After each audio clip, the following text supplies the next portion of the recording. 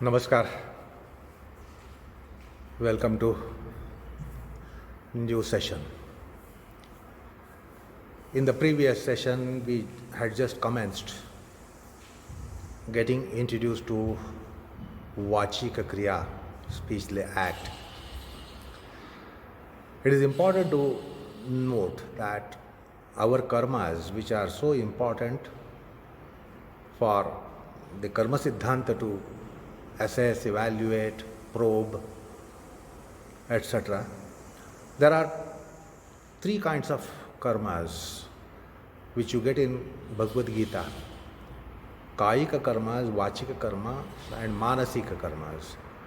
We commit to karmas, we perform karmas, we are in karmas by three instrumentations. One is the instrument of body, the other one is the instrument of speech, and then the instrument of mind. We commit karmas through body organs, through mind and mind organs, and through speech and the speech organ and speech organs. Perhaps you will know why I am using plurality here in a short while from now. So our karmas are kayik, vachik, manasik. Then the karmas are sattvic, rajasic, tamasic. There are so many classifications of karma which we don't have to go into it right now. Like nitya naimitika kamya karmas, prarabdha sanchita kriyamana karmas, sattvic, rajasic, tamasic karmas, and kaya, vacha, manasa karmas. So these classifications come when we look into the karma siddhanta aspect in yoga, but today it's just Vachik Kriya. Now, the generality thinks that oral organ is there for just for man to speak because man has this faculty to be speaking. He has organ of speech, and this speech is just meant for communication.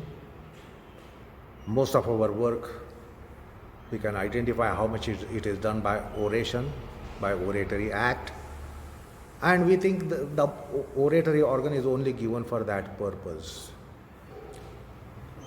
But will you ever imagine, suppose you are totally isolated, there is no one around you to talk with. What are you going to do with this organ? Does it become redundant? Does it mean that the organ is only there for some social interactions? What is the role of organ of speech within us, internally? Now, this is not identified by common man. He thinks oratory organ is for you to be talking to someone, communicate to someone, speaking to someone. That's why we call it oratory organ, or we call it speech organ.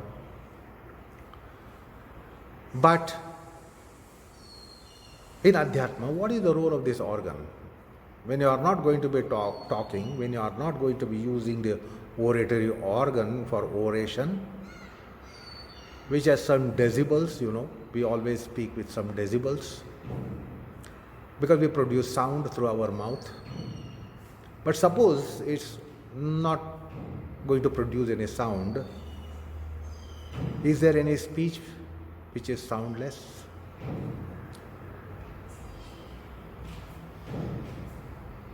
You will realize that if you slightly probe into it, when the oratory organ cannot be speaking, we can speak through our eyes, we can speak through our gestures, we can speak through our facial gestures. We make our eyes as organ of speech.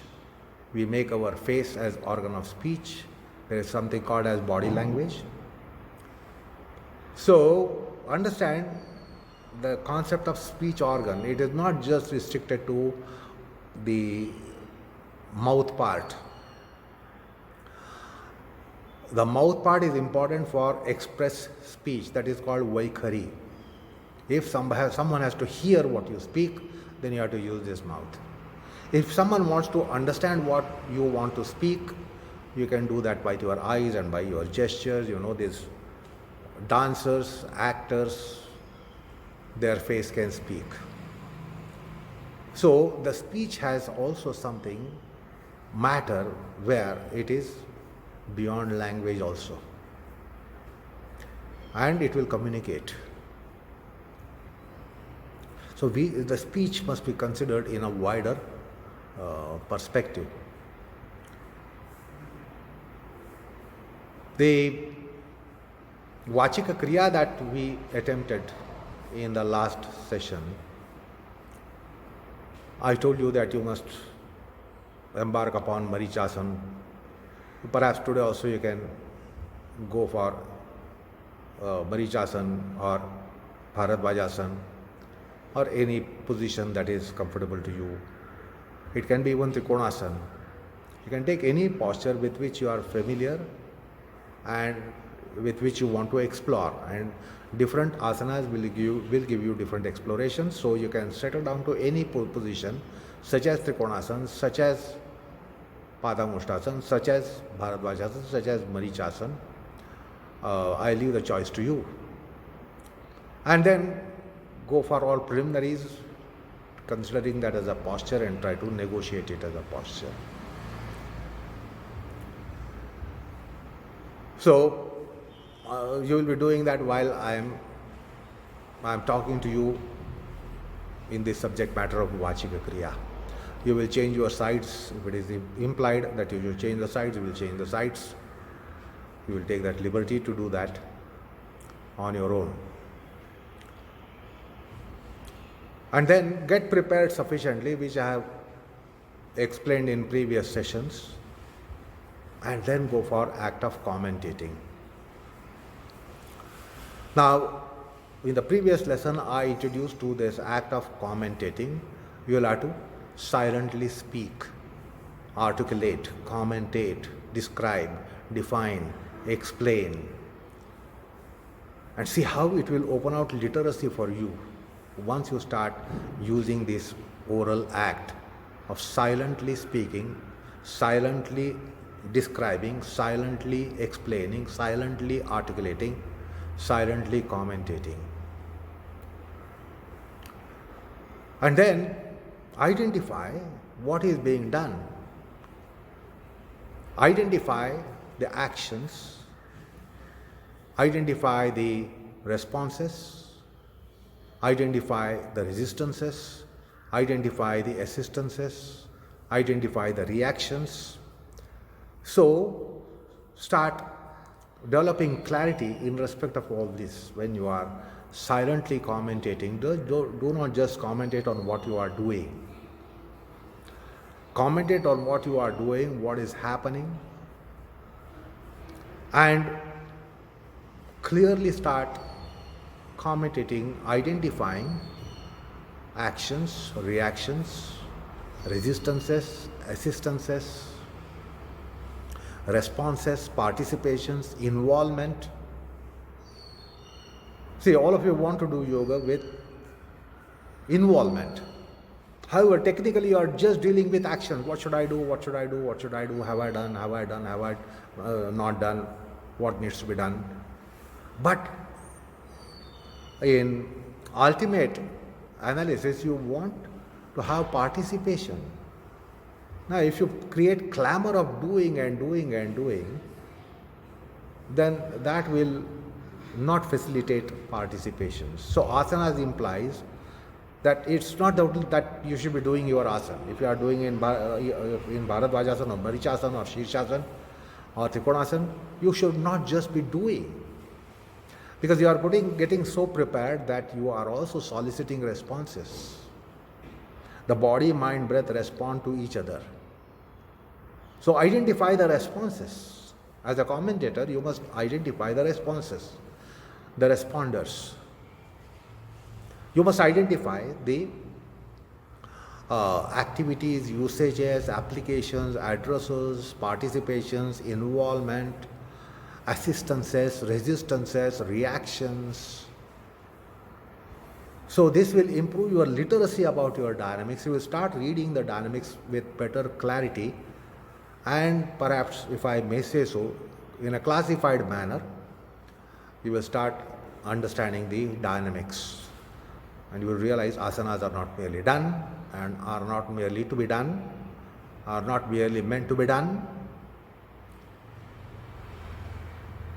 So there must be responses, there must be assistances, there must be participations. So start understanding the meanings of these words in the internal realm. You might be knowing the literal meaning of these words. But body, mind, breath, how do they participate? What is meant by participation? You know the meaning of the word, but now you have to identify what is meant by it. Participation, involvement.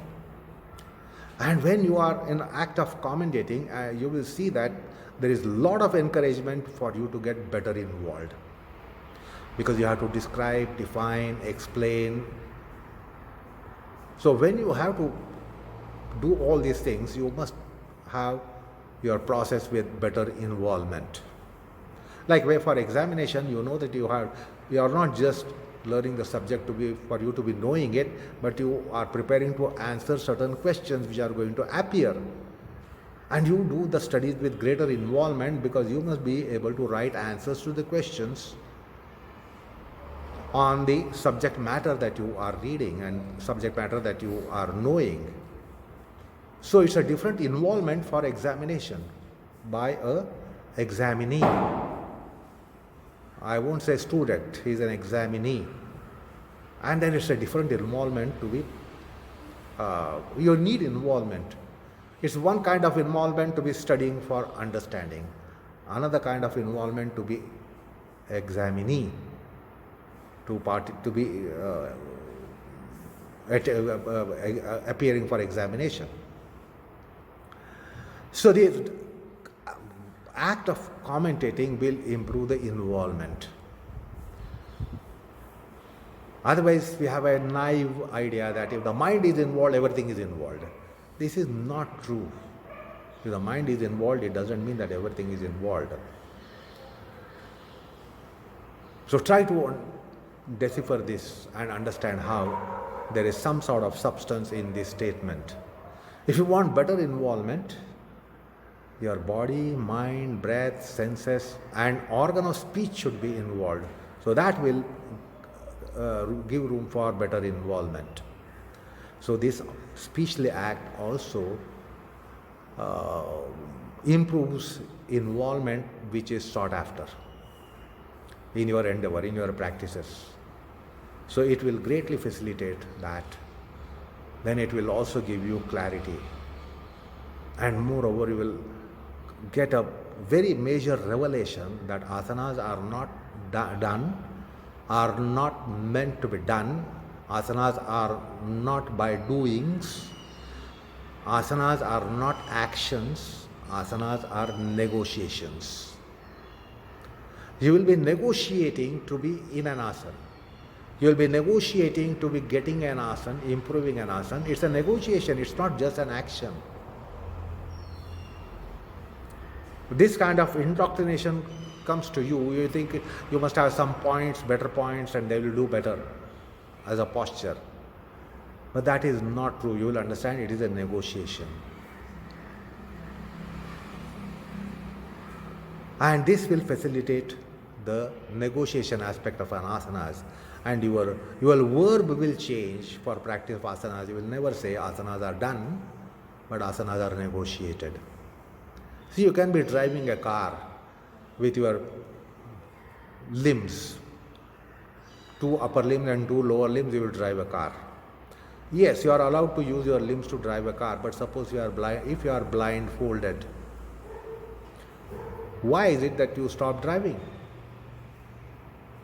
Your legs are there to work, your feet are there to work, your arms are there to work. You can be using your arms on the steering or whatever gadgets in the dashboard, etc. But then why is it that you don't drive when you are blindfolded? Because it is not car driving. It is you are negotiating. Car driving is negotiating traffic. So car is driven, asanas are driven, not asanas are done. If you still feel that asanas are done, it is illiteracy. You are illiterate about it. So asanas are driven, not done. And during asanas, you negotiate different conditions. Like when you get resistance, you will remedy that and you will overcome the resistance. So you are negotiating that condition. If the participation is inferior, you will try to improve the participation. So you negotiate. And speechly act is so important. You see, I will give you little strange example here, that suppose you come to me and you want to borrow 100 rupees from me, and you can't just say, please give me 100 rupees. I may not give you, I might kick you out. But what is the way then to get 100 rupees? You come and ask, oh, how are you? How do you do? What are you doing? How is your family? How is your wife and mother and parents and etc. etc. So I go roundabout, and she says, okay, but then why is it that you have come? He says, then it's better to say that I'm little hesitant to say this, but I have really come to say something, but I am little hesitating. Then I will say, don't hesitate, go ahead. Then you can say that I am needing some 100 rupees. So I will yield to you. That's a skill in speech. But if you come and directly say that I want 100 rupees, I will not oblige. But then if you have that skill and knack, you will go little roundabout, and then you will make me yielding to your request or your requirement, and I will say, okay. You will say, please give me 100 rupees, I will return to you in due course. As soon as possible, I will return. I will give you the 100 rupees. Rather than knocking the door and when you see me, you ask, please give me 100 rupees. I will not do that. So speech also has certain skills. You have to learn the skill of the speech. And then the things become wieldy. They will yield to you. If the body is not yielding, you should know how to talk to your body. Like when your child is not yielding, how do you speak to child and the child yields? Similarly, suppose the body is resisting.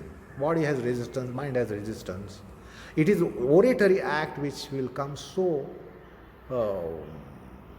importantly that if it has a skill to talk to body and talk to mind, the body will yield, mind will yield, and that is your benefit.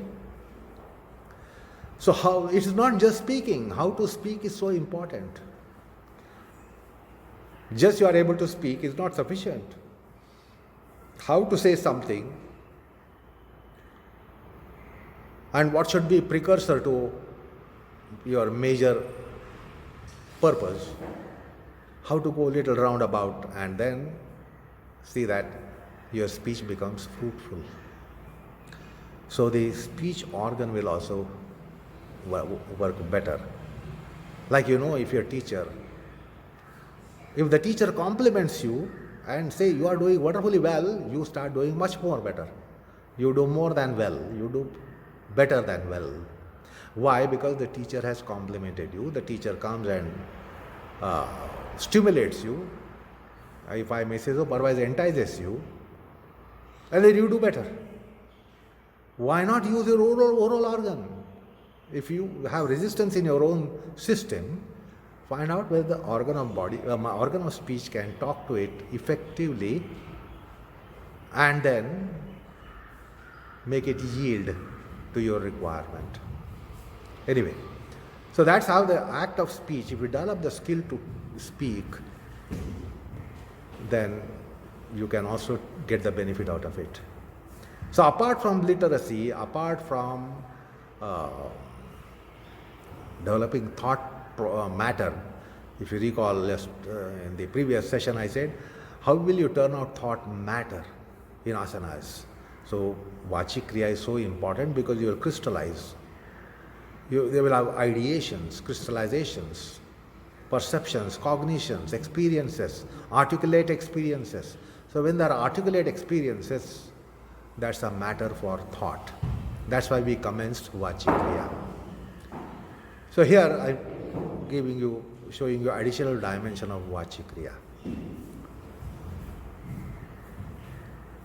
Now the Vachikriya has its own backup of intelligence, of memory, etc.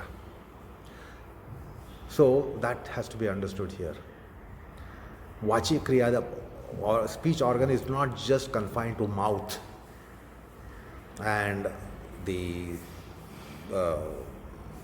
speech aspects such as lips and teeth and tongue and palate and jaw, etc. It has great depth.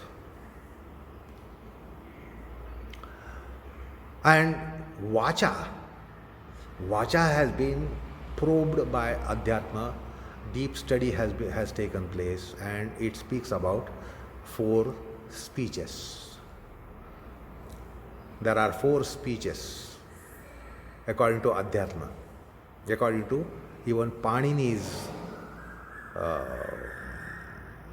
system, where Patanjali is a commentator on Panini Sutras as Mahabhashya. Patanjali commentates. So Patanjali has deep insight into oratory system, not just oratory organ. And this oratory organ has its own memory backup or memory resources. That is why a good orator is not necessarily a good literator. A good orator is not necessarily a good literator, although all that creativity, etc., is in his mind. It flows when he speaks. It doesn't flow when he embarks upon writing. A literator has a good memory, good creativity, good articulation when there is a paper and pen. He cannot be venturing to be orator. So good literators are not necessarily good orators. Good orators are not necessarily good literators, because in there, for literators, the organ of writing has its own teamwork of memory, creativity, imagination, intelligence, clarity. It has its own team. And the oratory organ has its own team, a different team. So, by oratory act, you will develop that backup as well. Otherwise, your mind has a backup. Mind has imagination, mind has memory. So you will recall all these things in your mind. So the mind has a teamwork behind it. The body has a teamwork behind it. In asanas, you are using your bodies. The body has its own memory. Body has its own intelligence. You have heard about cellular memory. Guruji has often referred to memory of the cells, intelligence of the cells. So they have their own team. Body has its own team. Mind has its own team. Now additionally, when you are using the oratory act, you get another one more team to assist you for your proficiency. The whole teamwork behind speech organ. So in Adhyatma or in Panini's system or in Yoga Shastra even, or Vedanta Shastra even, the speech has been classified into 4 classes. Para, Pashyanti, Madhyama, Vaikhari. Vaikhari is the speech with which I am working now. Something that is for your audition. You are able to hear, and through your audition it will go into your system of brain, mind, intelligence, emotions, etc., and it will work. So I am taking recourse to language with some decibels, audible speech. It is a sound form. So that is called Vaikhari, the sound produced by mouth during your speech, for your speech, through your speech. That is called Vaikhari. What underlies Vaikhari is called Madhyama. So this is Vaikhari locus. oratory organ which is here. Vaikhari, then this is locus for Madhyama, throat region. Pashyanti, the heart region. And Para, lower belly region, navel and below. So these are the loci in our body, and that we will not tell you about it. The body science will not tell you about it. Adhyatma tells you about this. That there are 4 speeches, one underlies the other speech. Vaikhari, the gross, is the one which is expressed, and what underlies it is called Madhyama. Locus is the throat region. And see, interestingly, why? See, the throat is so important, the plexus there is so important, which is called Vishuddhi Chakra. If you look into the chakras, Vishuddhi Chakra there, it is all with vowels. It is all with vowels. And no speech is possible without a vowel. Try back home. Can you have speech without vowels at all? All consonants, no vowels. You can't utter any word. So these vowels are so important, which are a, I, U, A, I, O, A. So these vowels are important for you to be speaking. No speech is possible without these vowels. And Vishuddhi Chakra, all the petals are with those vowels. That is why there is a locus of Madhyama. So the thought behind speech is significantly there in the cerebral parts.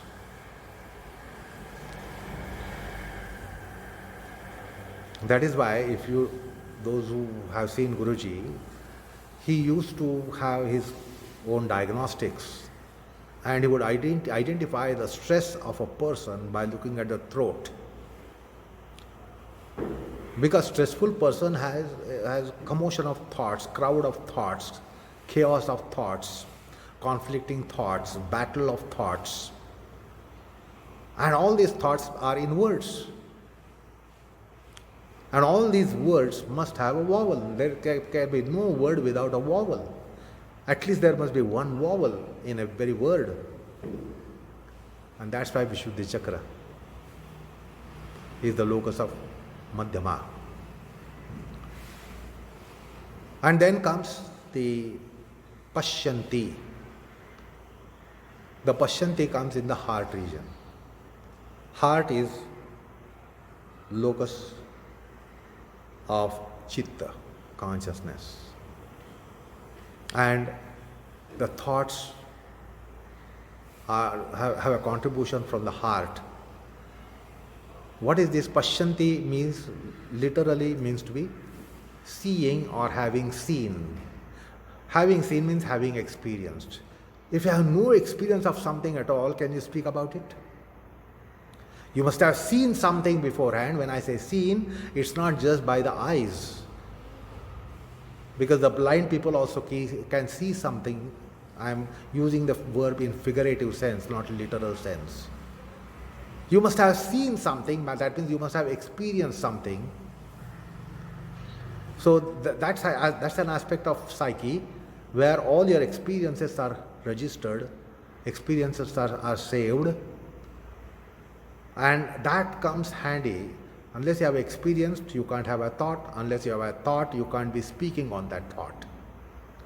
That's why it is called Pashyanti. And then the Para is the final one, which is in the navel region. That is the source. So there are 4 speeches. If you are in music and if you are a vocalist, you will understand what is the sound which comes from belly, which is the sound which comes from the thoracic region, thoracic chest, which is the sound that comes from throat, and which is the sound that comes from brain. So if you are trained in music, vocal music, then you will be conversant with this. Some sounds will come from belly. The vocalist sings from belly. Certain aspect of his singing is from belly. Some aspects are from chest. Some aspects are from throat. Some aspects are from oral organ, and some aspects from the brain. Like if you go to soprano, the brain is involved. If you go to bass, navel is involved. So to give you a little clue to you, those who are not familiar with music and singing and vocal music, soprano means the more you go to higher pitch, the brain gives the vibrations. That becomes the source for your sound. The more you go to bass, the more you go on lower and lower and lower octave, the vocalist brings the head down to go to lower octave. The vocalist takes the head up to go to soprano, higher octave. So these are all nuances in singing. So you get better inducted to this aspect of speech if you are in singing or vocal music. Anyway, so in the oratory act, it's a different kind of thing when it is going to be a silent oratory act. You don't have to use the oratory parts such as lips and teeth and tongue, etc. It's a silent speech. Not to confuse between silent speech and mind, because the mind is not in your control. Any thought can come to your mind.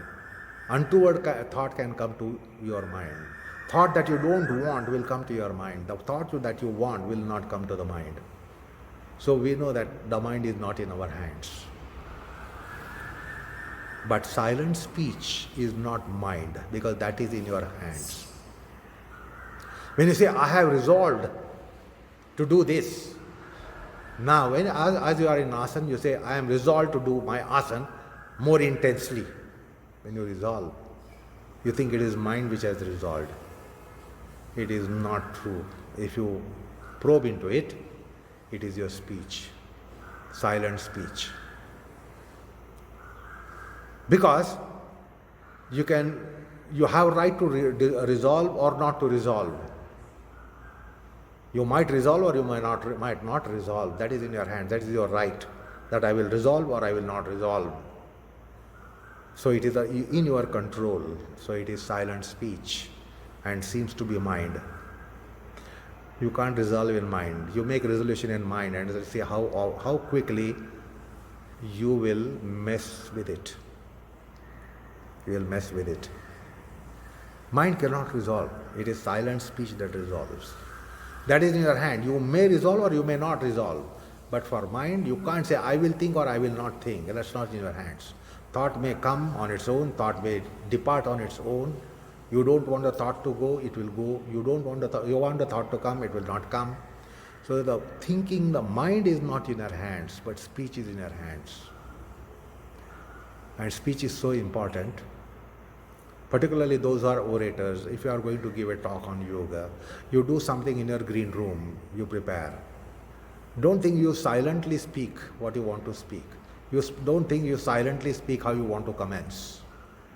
You do it with your silent oration, because that is more articulate and that is in your hands.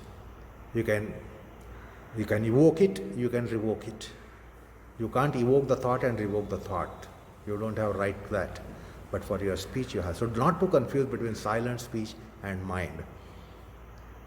This is the major factor why there is distinction between the two.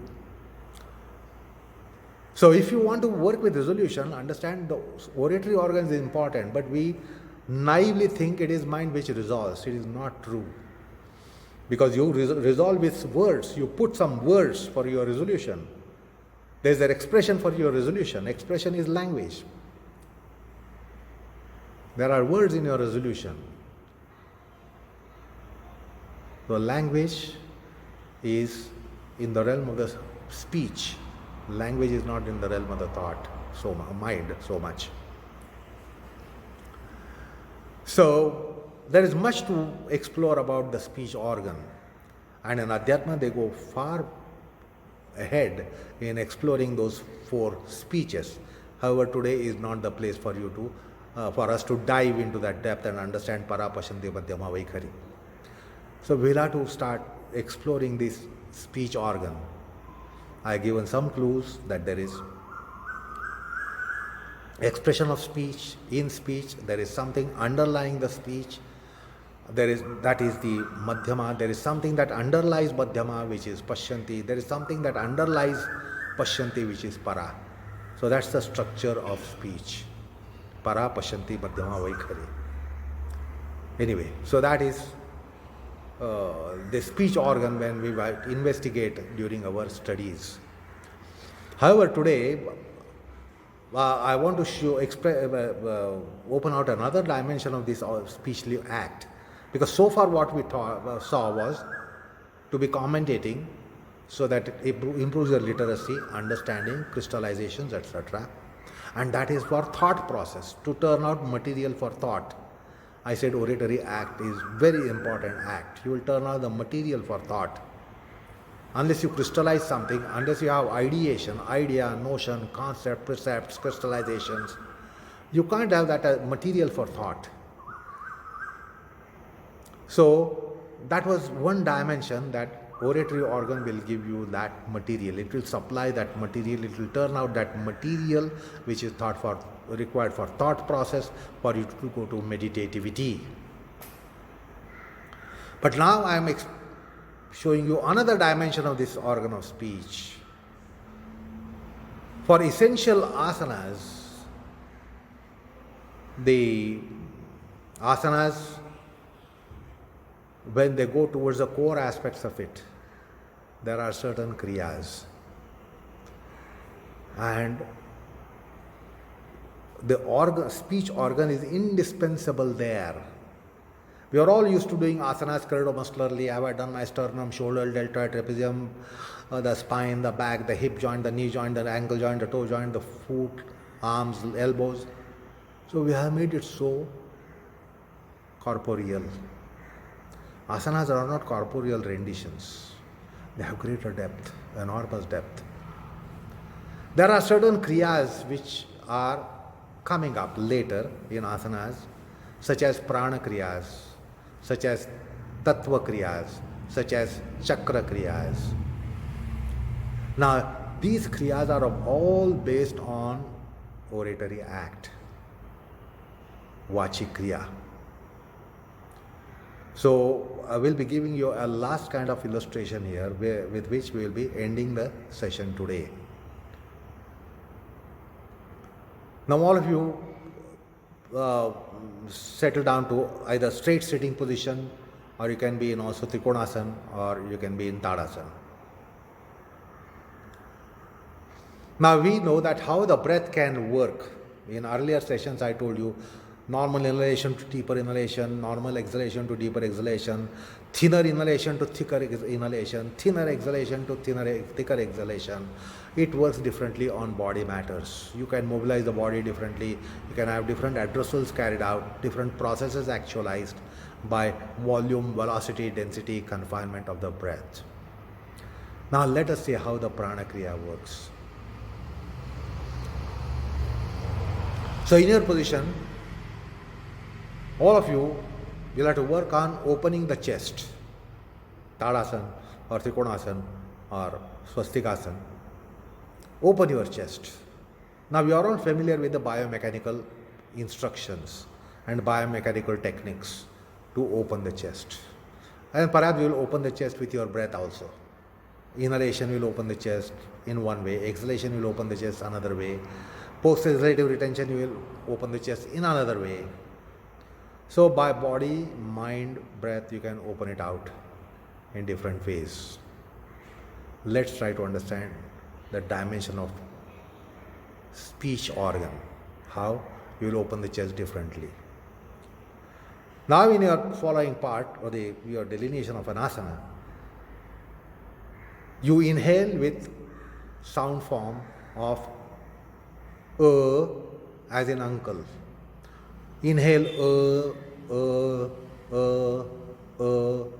and try to understand the configuration of the breath, how it opens your chest.